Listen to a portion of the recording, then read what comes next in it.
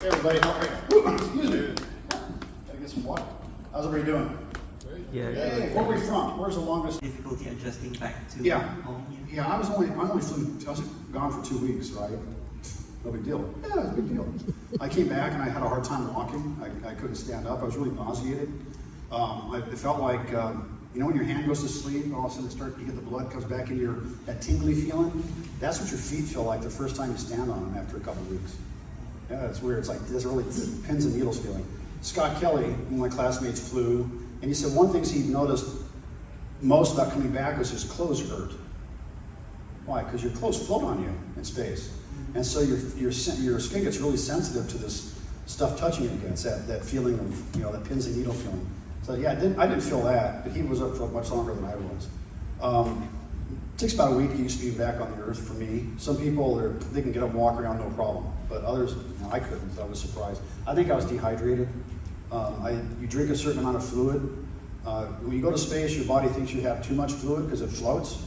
So your mind thinks, so you urinate a lot of it away. You actually get dehydrated. So when you come back from a 0G environment to a 1G environment, you want a certain amount of blood in your head, right? You remember you stand up really quickly, you get kind of faint?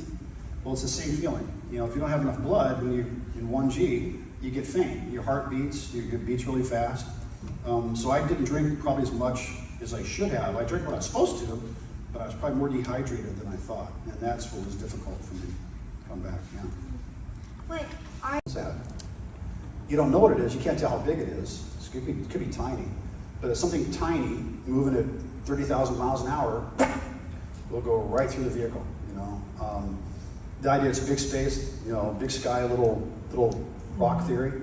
I remember the bathroom on the space shuttle was on the mid-deck, and in the bathroom, you sit there, there's a little window right here that goes to the main hatch, and it's a optically pure window. There's no UV filter on it.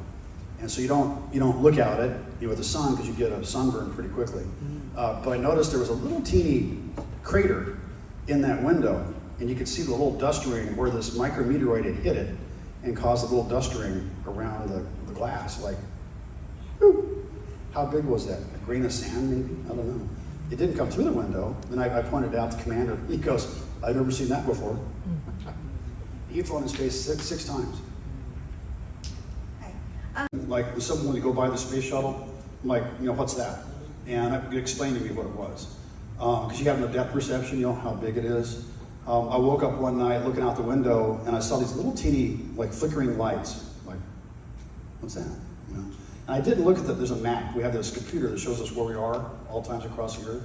And I didn't want to look at it, figure out where we were. But then I realized that the Russian military told me it was oil well fires in the Saudi Arabia, out in the Arabian Peninsula.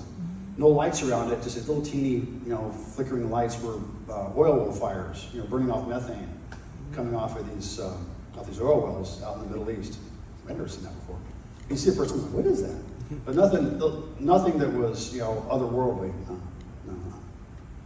My dad asked me all the time. Oh, okay. You can tell me, right? I'll tell you what, he goes, you can tell me about those aliens. Come on, why? He goes, no, Dad, no. Give my father, gee whiz.